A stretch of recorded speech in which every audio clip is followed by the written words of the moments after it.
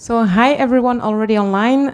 We're gonna start in 2 minutes. There's still some people coming in, so we will start in 2 minutes. Thank you for being patient.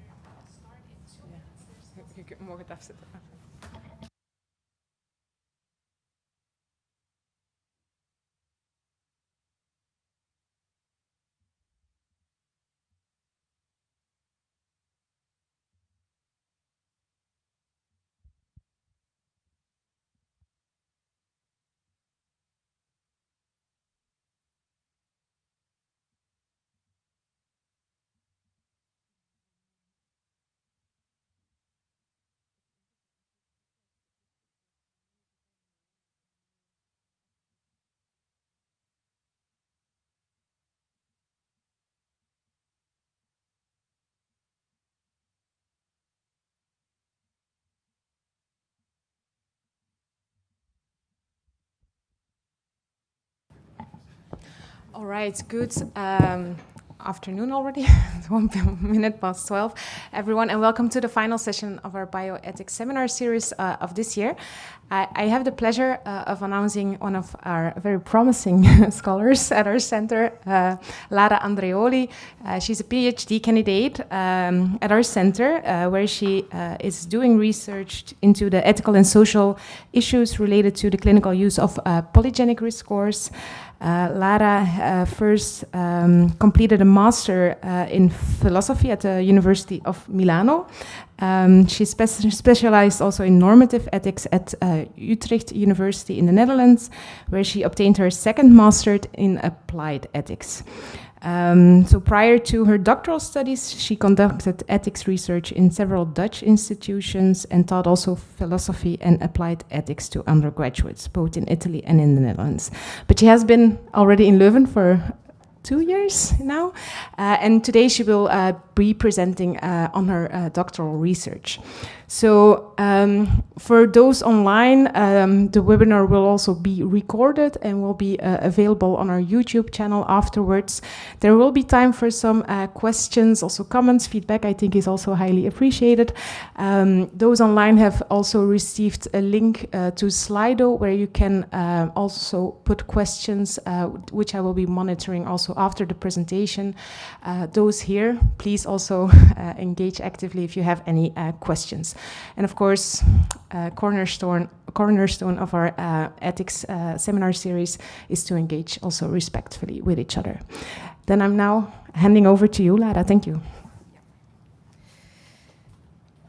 Okay, thank you, Eva, for this nice introduction, and thanks everyone here in presence and online for joining the seminar. I'm super happy to present my work on the ethics of polygenic risk score, which, as Eva said, is the main focus of my PhD project. So before we get into the ethical and social aspect of polygenic risk score, which is the focus of today's seminars, I will spend a few minutes to go over some background. In particular, I will be talking about what is a polygenic risk score, what kind of information it provides, how it's calculated. I think it's really important to tackle these issues at the beginning in order to grasp the limitations and opportunities of this technology. So yeah, please bear with me for this first part. Well, if I mention genetic diseases, probably some of you might start thinking about some, let's say, pretty serious, rare genetic conditions, such as, I don't know, Huntington's disease, cystic fibrosis. These conditions, as we know, they have a very well understood genetic cause. They depend on a single genetic mutation of high penetrance, and the presence of this mutation is the reason explaining the disease, and typically carrying the mutation corresponds almost to a diagnosis. Then we have common health conditions, conditions that affect a great part of the population, such as diabetes, cardiovascular diseases, psychiatric conditions as well. And, well, they are multifactorial, meaning that they depend on the intersection of several factors, such as environment, lifestyle, but also genetics. So now today I want to zoom in the genetic background of these common complex conditions. So I will start with breast cancer.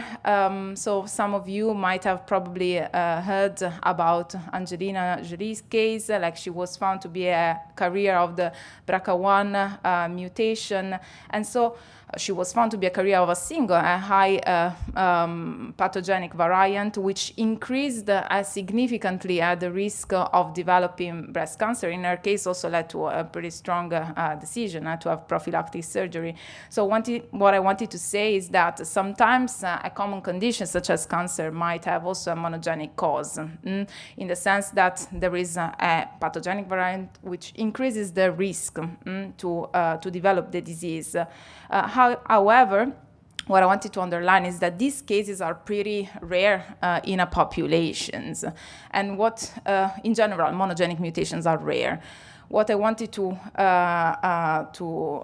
say today is that what became more evident in the last, let's say, 15, 20 years of genomic research is that most common health conditions, they share a polygenic background. What does it mean? Is that they can be associated to the presence of many common genetic variants. If you will look at a single genetic variant, that doesn't mean much to the disease phenotype, but when taken together, okay, they can be informative. So, this brings me to the concept of polygenic risk score.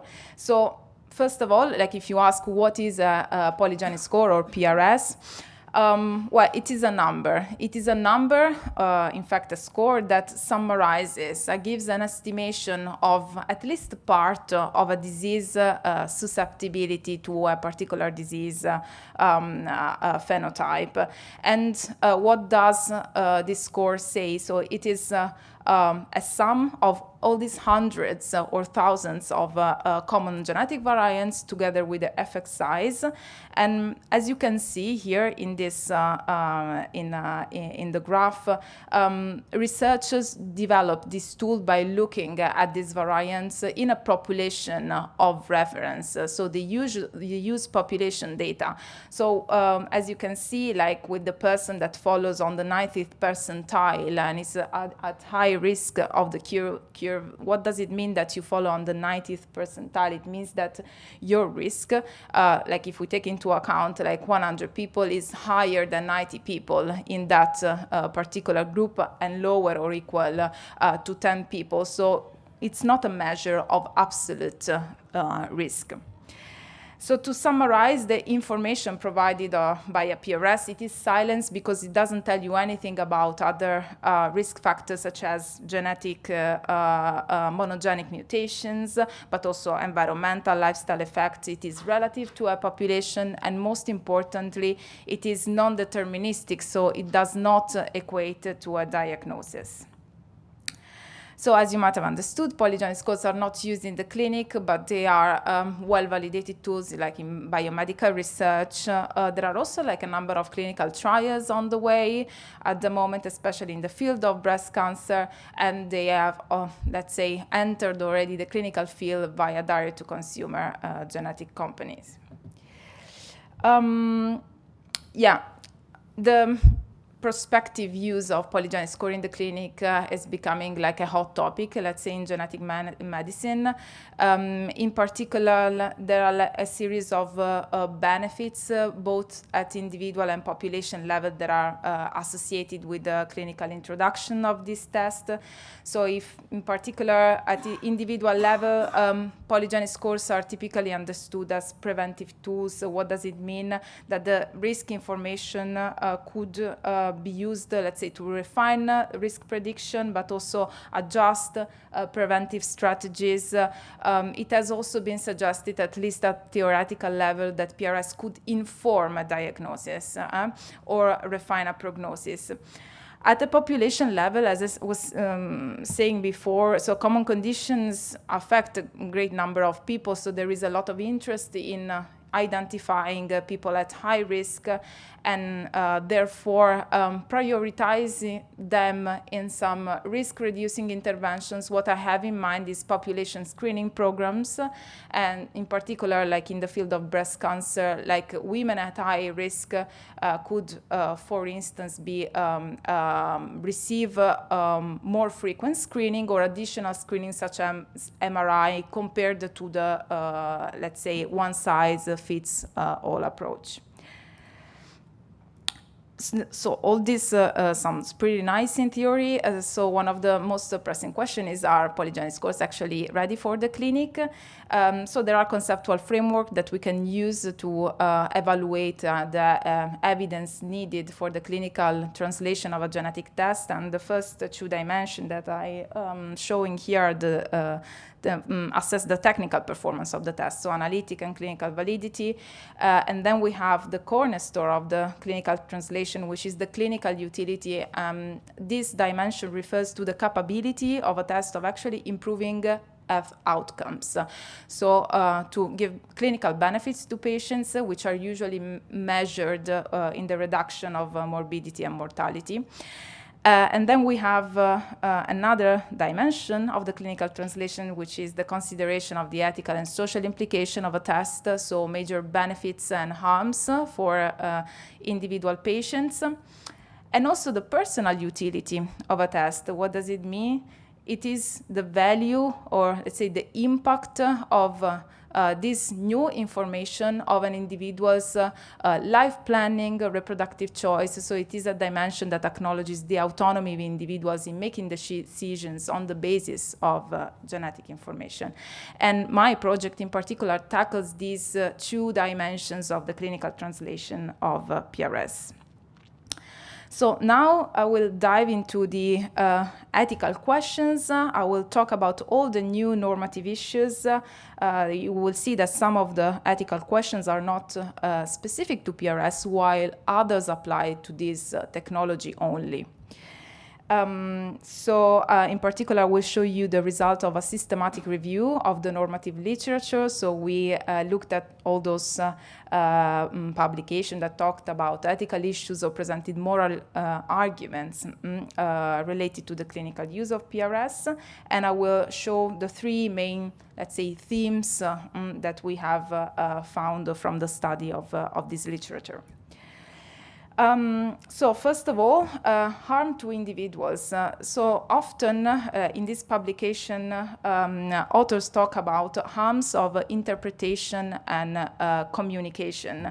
So in the first case, the question that was asked more often was, okay, but so what kind of clinical conclusion can we derive from a score for a particular individual?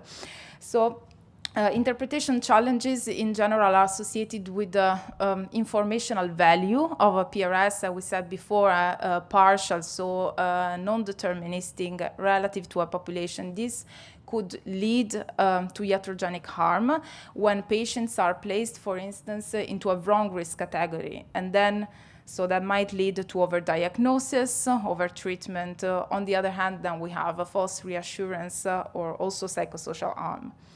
Then something that is very peculiar of PRS and that applies to this dimension is the fact that the interpretation of a polygenic score is something that is a challenge at the moment, but also it's a challenge that continues in time. As I showed before, genetic variants are identified in populations. So sometimes new genetic variants might be added to the statistical protocols, and this could cause also a risk shift, for instance, for patients, but also like a change in the clinical follow-up. And of course, communicating all these aspects requires proper expert intermediation. It's not easy to talk about all these issues with patients. Intermediation, which is at the moment missing, but also sensitivity, I would say, about all the social-cultural aspects related to the reception of genomic information. In this case, we're talking about communicated type of risk, which is inherently and non-deterministic.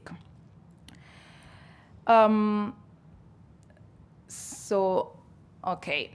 Then I will move to the second theme of equity. Here we also consider some of the potential harms for individuals, but as long as they are part of the public health system or they are part of social groups. This kind of concern can be divided into two families, I would say. So first of all, maybe for people that are familiar already with the topic, usually it is not a news that polygenic scores have been validated by using population data of people of European ancestry groups. So here the moral problem is that the predictive accuracy is inferior in people of non-European ancestry groups, and this could cause, of course, health disparities in the clinic, so an uneven distribution of those benefits that we mentioned at the beginning. And then we have another aspect that relates to health equity concerns. So despite all these promises of benefits to the public health system, some people are kind of critical with the use of PRS in public health context. And why? Because using them as means of primary and secondary prevention would or could potentially overlook the importance of social determinants in the etiology of all these common diseases, so of social status, economic factors. And so what they what they argue for is that public health campaigns that target, let's say, the population at large are more effective, but they also more just. So they called for responsibility by the side of institutions to tackle these determinants via political actions. And then we have another family of ethical, let's say, concerns or questions towards best practices. Here we collected a series of provisional recommendations, but also research gaps and priorities that need to be addressed before we can talk about bringing PRS in the clinic. So general, it is recommended that polygenic scores are used as a complementary risk assessment tool. So we talked about multifactorial conditions. So what authors emphasize is that they need to be used in conjunction with other risk factors. Also, genetic counseling is seen typically as a virtuous practice. Follow the premises that just knowing your own risk does not always equate to an increase of autonomy or decisional power of an individual. And also, it is highly emphasized that there is a need to educate stakeholders, in particular healthcare providers. And this is something that evades the scope, the perimeter of polygenic scores, and it's something that regards, let's say, the rise of genomic medicine in general. In particular, here it's kind of important because common conditions are generally managed by people who do not have expertise in genetics. Also, many lament the absence of clinical guidelines. There are position statements which are evolving, in particular in the United States and also in Australia. We don't have, at the moment, a European perspective on such topics, so many authors ask for clinical guidelines that mention what, if any, should be the scope of PRS in the clinic. What we also found very interesting is that a lack, let's say, of normative perspective on what we could call traditional issues in clinical genetics, such as the relevance of these findings to family members, to blood relatives, but also what about testing minors. So in general, the discussions here are conducted in parallel with the monogenic setting, but discussions are very embryonic. So what we can conclude is that for sure there's a need to fill this, what we call the normativity gap. As part of this project, we also looked at the empirical evidence. So let's say that filling this normativity gap, it's not easy, but for sure cannot be done without looking at how stakeholders also like perceive this new technology, what kind of value and experiences they place on them.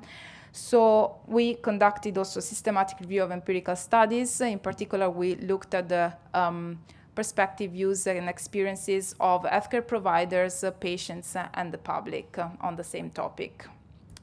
And also here, I will show you just a synthesis on the main findings. So the first important theme, interesting fact that we found is that healthcare providers are not really, let's say, confident or prepared to use polygenic scores in the clinical practice, and this was reflected in the studies that we assessed in low levels of knowledge, confidence, and low levels of interpretation capabilities with these scores. In particular, what we found is a difference between the theoretical knowledge of what is a PRS with the capability of actually interpreting, let's say, a graph or inferring appropriate clinical conclusions. So one of, just to mention one of the examples, there were several healthcare providers who were asked to interpret one of these scores, and so they reached different clinical conclusions in the front of the same PRS report. And another nice studies that was conducted in the field of child and adolescent psychiatry showed that people that providers that had very low interpretation capabilities that were previously assessed were those that were more prone to recommend medication to children that had not received a diagnosis of any psychiatric condition but had a high polygenic score. When we look at patients' result, prima facie, patients that received a polygenic scores in a research setting. As I mentioned before, there are clinical trials on the way, and so there were studies conducted on those patients that took part in clinical trials, so in a research setting. So patients that received genetic counseling before receiving a PRS report, while they showed to have a good understanding of this test, meaning that they were capable of pondering the informational value of this score for the personal but also the familial risk. And of course, what we need to keep in mind is that also the limitation of these studies, since the people that were involved in this research were people that were highly educated and were previously exposed to genetic testing. So then afterwards, the second theme, PRS in the consultation room, here we looked at the motivations of people, like why would they take a test, but also a series of issues related to the returning of these PRS results. So when we look at the motivations for testing, when people were asked why would you take a polygenic score, I would mention just a few of these motivations. The list is long, but what is more interesting from an ethical point of view, many people said that knowledge is power, so regardless of the content, the more I can know and the better it is. Then we have some studies, as I said, that were conducted in the breast cancer field, but also in the psychiatric field. And so here, some of the people that had previously received a diagnosis said that they would get a PRS because they would like to find an explanation for that diagnosis. And finally, this is something that applies to one study that was conducted in the psychiatric field. Many people studied affected by bipolar disorders said that they would like to find the truth about themselves. So I wanted to emphasize this part of our finding, because this is exactly what corresponds to the personal utility of the test. Why would you test beyond the medical outcomes? So when we look at the psychosocial impact, we also saw that contrary to what was hypothesized at the beginning in the normative literature, it was found that receiving a high PRS report did not cause strong emotional reactions in the participants. Most of them declared that a high PRS confirmed previous suspects. And in other cases, some participants also declared to have felt moral and psychological reassurance. Why? Because the test in certain cases confirmed again their diagnosis.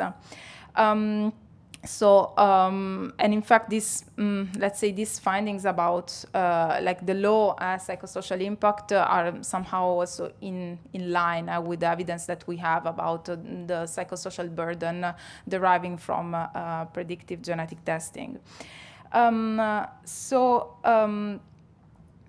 I will continue now with the third theme, which is evaluating PRS. And here we collected a series of, let's say, normative orientations of the participants. What does it mean? So desirability statements regarding the use of PRS in the clinical context. So the dimension that regards the should and not the is. So first of all, healthcare providers were kind of positive about the possibility of using PRS. So how would they use it appropriately as a natural extension of the practice, meaning that providers placed on PRS a complementary value, as I said before. So they would use PRS as other risk metrics. And sometimes they also declare that they would use PRS as a decision-making tools in those gray areas, such as, for instance, adjusting screening frequency in high-risk patients.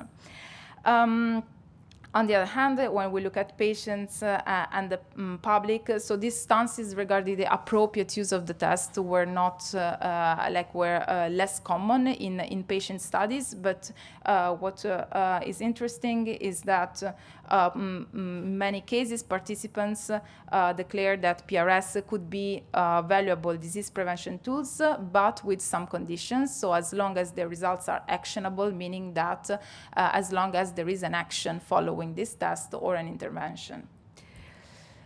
Finally, when we look at how healthcare providers perceive the harms of polygenic scores, so healthcare providers still say that it is still unclear what are the implications of PRS for individual risk. So our empirical findings confirm the normative findings, meaning that it's still unclear how to interpret these scores. And of course, again, providers lament the absence of clinical guidelines to inform decision-making, and there was we found also a consensus in what healthcare providers think about the prospective implementation of PRS, namely that the healthcare system is not ready yet. So before going to the conclusions, I wanted just to take some time to kind of critically reflect on these findings. The first study that we conducted, the study of the normative, the ethical literature, evaluated polygenic scores somehow, let's say, in a dualistic way. So I talked about harms to individual, and then I talked about health equity concern. So here we have an individual dimensions where there are a lot of arguments about autonomy, empowerment, and then we have the population level, where health equity concerns are more pressing. And so sometimes this literature also emphasizes the tension between these two dimensions, but let's say that the ethical issues as presented here are not really linked to a use case scenario. On the other hand, then we have the empirical literature. So we have studies that discuss, let's say, different type of uses. So we have several populations, several conditions, and several uses considered, such as the use of PRS in a population screening program or in individual care, so in personalized prevention and so on. But there is no meta-reflection on how desirable, how appropriate is this type of use. So what we can say is that from our study of the literature is that there needs to be more clarity about the desirability of the several applications and related issues in different contexts to define, let's say, a scope for this technology, which is per se very versatile and can serve different purposes and uses. And so as a preliminary conclusion, we could say that the evaluation of the technology is highly context dependent. So in the end, I would like just to show you how this idea of the fact that PRS in the clinic, bringing PRS in the clinic is a contextual challenge. I want to see how this, to show how this idea develops on some levels. So first of all, as I mentioned already a couple of times, polygenic scores in the clinic, if deprived of clinical pictures, do not make much sense. So the first, let's say, a way in which the context is important is that a PRS need to be put in context with other factors, whether genetic or non-genetic. And in some cases, the literature considers polygenic scores in analogy with other phenotypic biomarkers, such as blood pressure, glucose level, and in the same way, they emphasize like the difference between the informational value of a polygenic scores with the informational value of a monogenic mutation.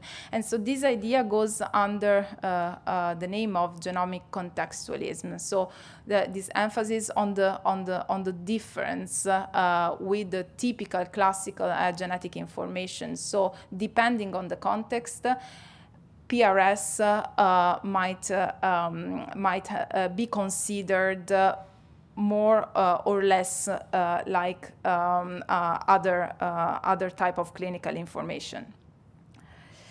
But on the other hand, this reasoning is also highly context dependent. And why? Because in the case of somatic diseases, such as breast cancer or cardiovascular disease, so the existence of risk prediction model, for instance, I don't know, the Q-risk, which integrates already like several risk factors and biomarkers in order to give a personalized risk assessment, is pretty easy to put into context this information with other biomarkers or clinical information. So this process of integration of information is more, let's say, logical and also practically feasible in some context. However, this is not always the case, let's say, in the psychiatric domain, where we do not have other biomarker of disease, and so the PRS would become the only biomarker of disease.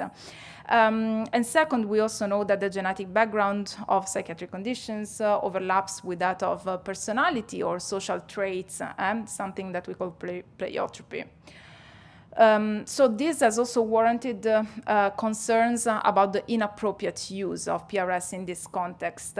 Inappropriate use, interpretation bias on one hand, but also of self-fulfilling prophecies on the side of patients, so reflexive prediction.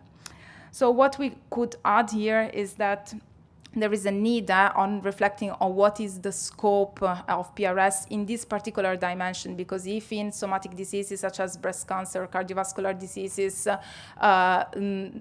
preventive uses are considered appropriate, probably there is the need to reflect more about what are we trying to prevent in the psychiatric domain, or maybe consider the use of PRS at different stages of the clinical pathway in this realm. And finally, another way in which the, let's say, the context come into place is the healthcare system context and the private, the direct-to-consumer context. So we see that in controlled environments such as a healthcare setting, even if it is like a clinical trial, the psychosocial burden was not often reported, or it was not one of the major findings. So people that receive genetic counseling respond positively to this type of information. But this is not true for the little evidence that comes from direct-to-consumer context, where we have like very few studies, which we discussed in the second paper. So in this context, when people did not receive any support prior to the test and after receiving the results, psychosocial burdens such as anxiety, negative emotions were more often reported. And what was also interesting to see is that the people that approached this test in a private setting did that because they felt unsatisfied with the healthcare system. So they were looking for answers that they couldn't receive, let's say, in a controlled environment. And also, most of the people that purchased this test purchased tests for psychiatric conditions again. So yeah, this brings me to the conclusions of this seminar. So what we can conclude from this from our findings is that the clinical use of PRS is still surrounded by uncertainties, open questions about what best practices to endorse, especially regarding those traditional issues in clinical genetics. So this suggests that although all these ethical considerations that were developed in monogenic context are a good starting point to think about the ethics of PRS, this is for sure not enough to face the emerging challenges. But also to face all this multiplicity of context that PRS might serve. So in order to fill this gap, we also see that it is important to increase the number of studies that do not only focus on the validity of the tests, on the association studies, but also on the clinical dimension, so on the clinical utility of the test with all the ethical and social consideration. And assessing the perspective of stakeholders is for sure part of this work. And in doing that, we should, as I said before, not lose sight on the context of application, because the moral consideration that here we present, especially in the normative literature as a monolith, might differ considerably according to the different contexts. So this was my, let's say, last message, and now I think it's time, for the questions. If you have any, I'm happy to address them.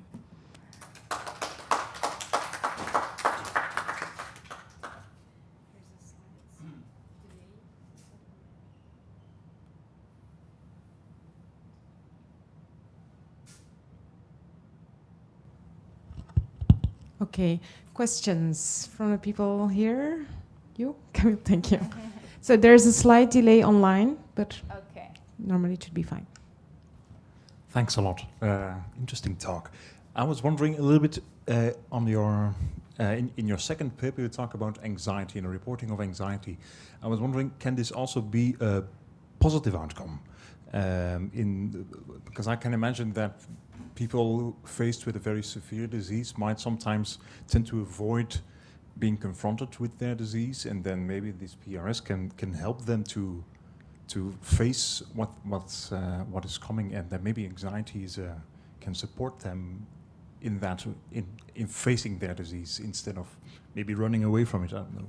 Yeah, so. yeah. But in fact, I think that this was also one of the findings of the. Of course, the evidence is not much. There are very few studies conducted in especially I'm thinking about the psychiatric field, but that was also what was found out, that people felt psychological and moral reassurance after having received a polygenic course, and this is of course it could you could at least in a. I say prima facie say that this is a good outcome.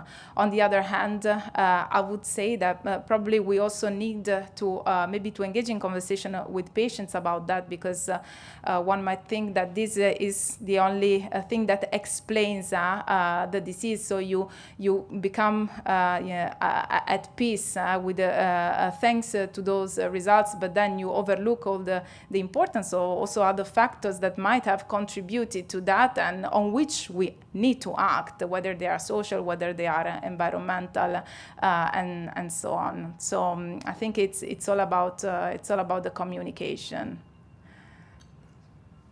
I was also wondering, following up on that, you also said knowledge is power, but from the monogenic field and the direct-to-consumer genetic testing, we know also that a lot of people hypothetically say, based on the knowledge that they receive, they will change their behavior, they will go to more screening appointments, but if you then look at what evidence is telling us, is that a lot of people don't change their results. So knowledge is power, but it doesn't mean directly that they're also going to change their behavior, right? There's still that gap in between. So just a reflection that I had. Questions from other people here?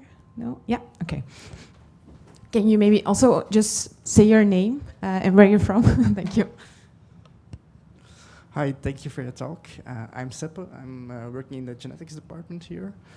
I'm also working on a project where we want to implement PRS in the clinic for breast cancer.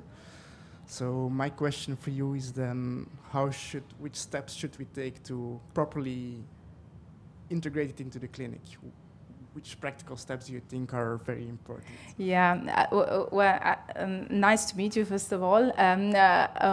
Of course, I think it evades a little bit my expertise. Don't come from implementation studies and so on, but also talking with experts that work in the field. So what is I often hear from people that are involved in research of PRS research applied in particular to breast cancer is that the needs of more studies, of longitudinal studies to assess. So what are the let's say the long terms outcomes? Because as I said, on paper, right? It sounds logical. I think especially in breast cancer, to offer more personalized risk assessment, and here also in breast cancer, it's already a wide field, because you have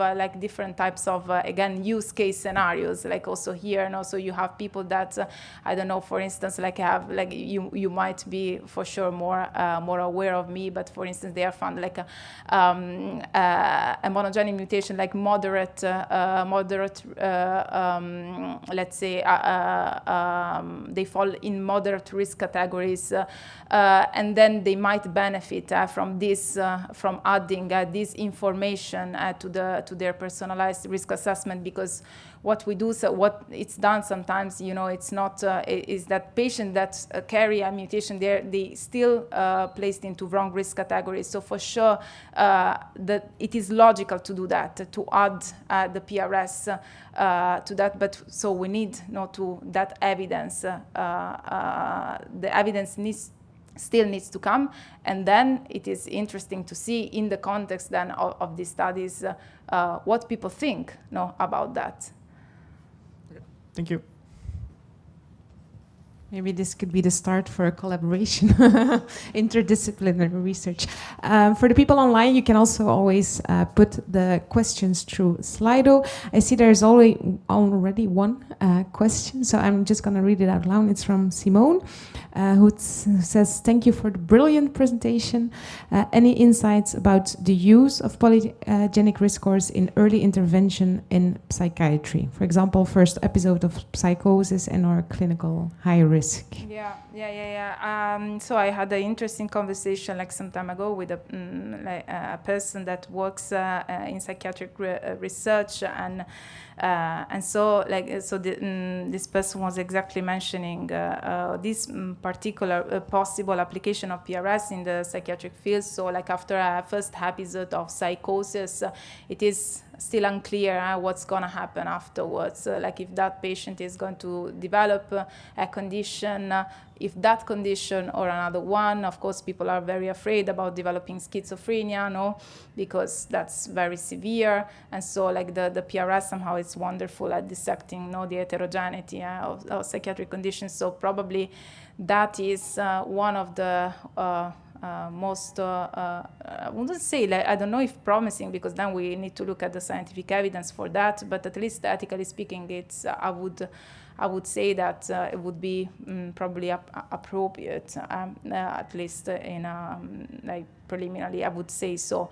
So yeah, for sure, I think that probably this is what people are expecting in the psychiatric field. So looking at what comes after, but like once that the patient already presents like, you know, like some symptoms, when you work in a consultation, so you have a need, and then that could come in as a in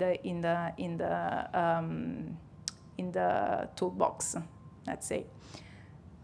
Okay. Thank you. Other questions? No? Maybe one more. And currently in Europe, they're trying to better integrate genomics biobanks, I think, and so to increase access across different countries to facilitate an integration of the data, of the genomic data that is available. Do you think that projects like these will also transform your field and the ethical questions that come with them if we have much more genetics data that we can analyze at once? Yeah, how I see it is that, so there are ethical issues that depend on epistemic problems, so on scientific issues. And for instance, let's say the transferability problem, like we do not have enough data now from people of non-European ancestry. Like this is a moral problem which depends, you know, on an epistemic issue. So for sure, like if increasing, you know, the diversity in our biobanks, like increasing, like facilitating data sharing and so on, these are like epistemic, let's say, issues that if fixed will also fix somehow like the ethical problem. And then we have ethical problems which are independent, I think, on the epistemic issues. So yes, probably yes. Lynn. Yeah, I have a question. You mentioned a few times that these polygenetic risk scores shouldn't be used in isolation, but should be combined with other factors like other parameters. Or I just maybe I was looking at the future. So would an overarching risk score that combines all these different factors, would that be a good idea? And would there be any contraindications of using this polygenetic risk score, of implementing it? I think that this is one of the like most not only appropriate, but is like what research now it's trying to go towards. So if there is like a scope and a use for polygenic score, especially in, as we said before, like in a prevention setting. So in the preventive uses, yes, then this would be like how probably polygenic scores would be used. in the future. And like as I said before, like there are like risk prediction models that, like, let's say, function like in the cardiovascular field, in breast cancer field. So a polygenic score would come on top of already complex, let's say, risk prediction models. Thank you. No other questions online also? Not? No? Okay. Thank you so much, Lara, for this brilliant presentation. The recording will be available online, and early next year we will circulate the new program for next semester, so please feel welcome to join also in 2025. Thank you so much.